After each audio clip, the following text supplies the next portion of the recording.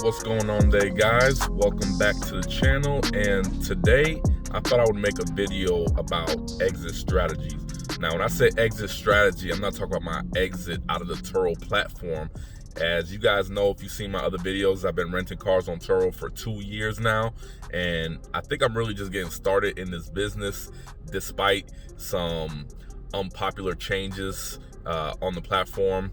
I want to try to exploit every single way to make money in this business, whether that's cash cars, what I'm doing now, or trying to find the right cars or the right price where financing cars can still be profitable, and also just diving deeper into the whole rental industry as a whole and trying to make passive income off cars and used cars. So I'm going to be sharing all that on this channel for you guys. So if you guys are into content like that, or into business content, just self-empowerment, self-motivation, and finances, investing, make sure you not only like this video but subscribe to my channel and hit that notification bell, and I'm going to be putting out a lot more content around these topics. So it's important when renting cars on Turo to have an exit strategy, meaning at what point are you going to get out of this car to either replace it or just get rid of the car altogether, right? It makes sense to do that, especially how I'm doing business with these cars that I'm purchasing. You know, some of these cars are 100,000 miles on it, some a little bit less, some a little bit more. Now, as you guys know, the cars have to be under 130,000 miles on the dash, original miles, in order to list it on the platform. I mean, you can still list cars that have higher mileage, but in case of a total loss situation, when Turo finds out the vehicle had more than 130,000 miles, they're just going to deny that claim. So it's best just to make sure that the car has less than 130. Once you get it on the platform, it can go on, you're grandfathered in, you can leave it on there. So usually how I do with exit strategies is I like to get rid of these cars when they're around 160,000 to 170,000 miles. Now that might be high for a lot of people, and that might just be high overall, but the kind of cars that I have on my fleet, I know these cars are 200,000 mile cars. Not all of them, obviously nothing's guaranteed, but I have a history with these cars, so I usually buy the same cars over and over. So usually when the car's around 160, 170, that's a good point that I like to get out of the cars. And I am experienced as a licensed dealer, so I have no problem with listing these cars online and, you know, going through the whole motion, answering 1,000 times, is this car available, before somebody finally comes and checks it out and picks it up. I'll go through that because, like I said, I already have that experience. But what I've seen a lot of people do is just take the car to the dealership and trade it in.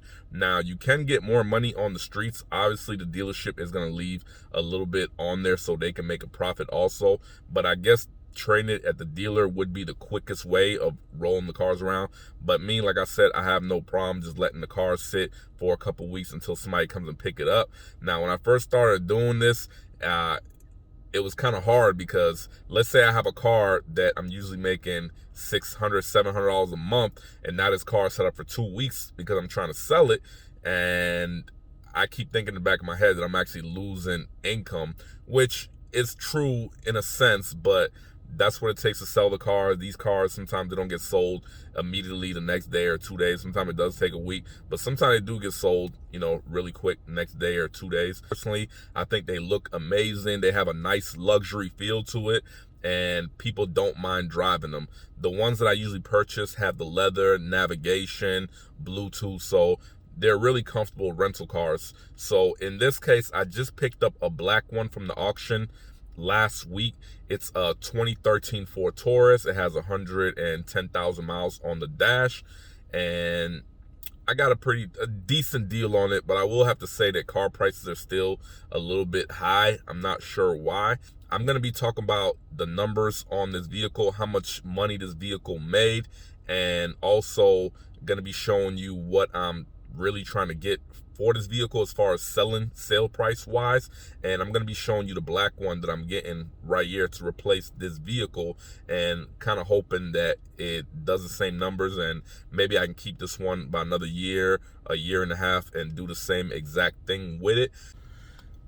And selling this car to people on the streets that are looking for vehicles to purchase it kind of works out for me as a licensed dealer because I work with multiple warranty companies. So if a customer is willing to pay an additional $300, I can get them a 3-month warranty on the powertrain. So any issues with the car, they can bring it back to us and we will fix it and build the warranty company. So I love this option when selling used cars, and it just goes hand in hand with my Turo business.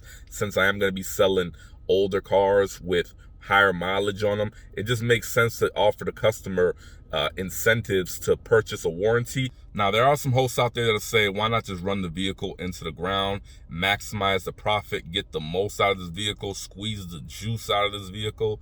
And that makes sense to me. You know, I'm all for profits and I'm all for maximizing profits, but you have to ask yourself, if you're running this vehicle into the ground, where is this vehicle most likely going to be when it finally hits the dirt? It's probably going to be in the customer's possession during a reservation, where this guest could be anywhere, could be out of the state, could be, you know, further, more than 100 miles away from your location. So this doesn't create the best experience for the guests or the host if you're just going to run the vehicle into the ground. So that's one reason that I don't like that strategy, is because it's going to affect your ratings overall. It's going to affect the guest's experience while they're renting your car and it breaks down.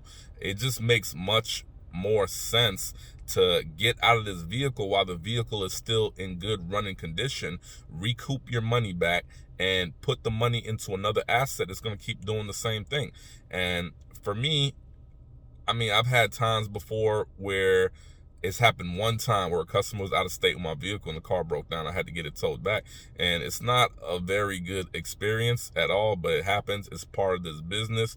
But I don't want to put all my cars through that. So that's why when the vehicles reach 160, 170, I feel like that's a good exit point. Now, you don't have to follow my model to a T. I do have a shop and I do have different resources at my disposal that can help me better prepare for this situation. But I will say that when I do start buying cars at a cheaper price with less miles, let's say I start purchasing cars around 60, 70,000 miles, then I'll probably be trying to look to get out of these vehicles around 120, 130, to where I could still get a really good price for it on the streets, and to where I could still provide a nice, decent car for somebody who's looking for one. There's multiple ways of doing this. There's no right or wrong answer. It's just, it's up to preference, but I prefer not to run my car into the ground, because at that point, that car is most likely only worth scrap money.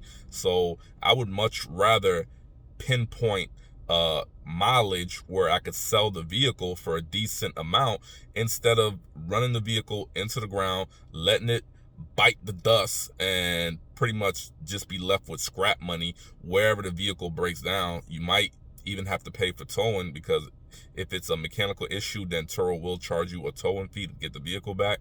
So it's just too many negative sides to that strategy right there. I prefer my strategy. Without further ado, I'm gonna jump right in and let's look at some numbers. All right, so this vehicle I purchased in June of 2019. I purchased this vehicle for $3,600, but the reason I got it so cheap was because it needed some body work. It was crashed. The front bumper, the door, the fender needed to be replaced. So I got a steal on this vehicle, so I was able to put it together. So I paid $3,600 for this vehicle. My flooring company, and the flooring company is basically like a company that will pay for the vehicle for you, and you have a few months to pay them back for it. So I always utilize a floor plan company whenever I'm purchasing vehicles for the auction. It just helps me use my cash for other things and not have it tied up in the vehicle, especially when the vehicle is not ready to be rented out yet. So I was into this vehicle for $5,655 with everything. In 2019, I rented this vehicle out for almost 6 months, really about 5.5 months. And my expenses came up to $500 even, factoring my insurance for 6 months. At the time, I didn't have roadside on these vehicles, so my insurance was right around $80. So I have $492 for insurance, bringing my total out of pocket for 2019 at $6,647. And as you can see here, this vehicle grossed $4,315 in 2019. So when I subtract the two, it still puts me in the hole or in the red for $2,332.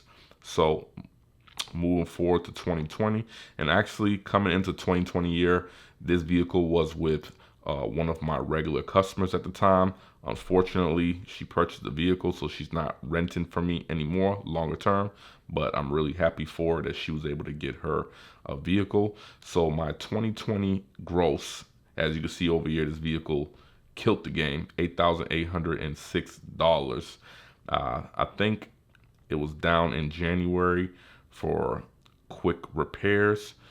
So as you can see here, 2020 did really well on this vehicle. So let's go ahead and take out my insurance for these 11 months. And this year, I did start putting roadside assistance on these vehicles, which cost me just a little bit extra. So I factor my insurance in at average $100 per vehicle per month. So $8,806 minus $1,100 for insurance. Also, I had $480 worth of expenses for this year, bringing me in the green for this year at $7,226. If you subtract that from the 2019 revenue, you're going to get a total of $4,894. So that's what my total number would be, but this vehicle is actually still being rented out. It's actually on a trip right now, but I am looking to post it for sale this month, if not next month. So this vehicle is still generating revenue while I get the replacement vehicle ready, and I'm going to be looking to sell this vehicle between $4,000 and $5,000. I think that's a reasonable price for these vehicles. That's what they go for. This is just an example showing you guys how I run my Turo business, how I work my numbers. And you know, like I said, there's no right or wrong answer. This is just the way that I'm experimenting with it. And if you guys have some other ways that you're experimenting with Turo and your exit strategy, I would love to know in the comments section. And as always, if you guys appreciate this video, me showing you my numbers and opening my books for you, I would definitely appreciate if you can give this video a like. Also, go ahead and subscribe to my channel if you haven't already done so, and definitely hit that notification bell so YouTube will alert you every time I post a new video. I am posting a video once a week right now, but I'm looking to kick that up to 2 a week and hopefully more in the future. So I would definitely appreciate if you guys came back and checked me out for more videos. So other than that, it's time for me to wrap this one up. I will be seeing you guys in the next video, and you guys be safe.